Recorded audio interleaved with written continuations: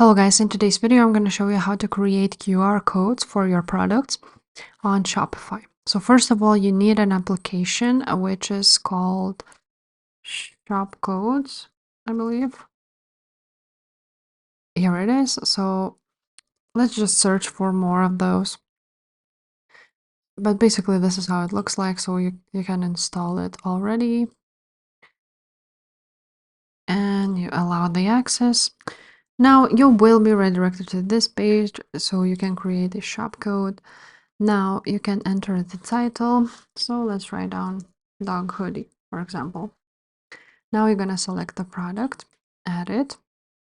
Now you can scan the destination, link to product page or link to checkout page.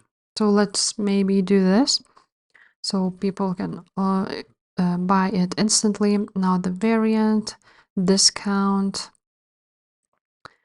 and that's basically that. Now you're gonna click save. And now here it is. This is your QR code. You're gonna download it. You can download it, download SVG and PNG files as zip file.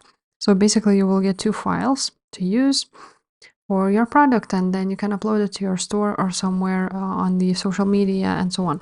So if this video was helpful, please leave a like, subscribe to this channel, and I will see you next time. Bye.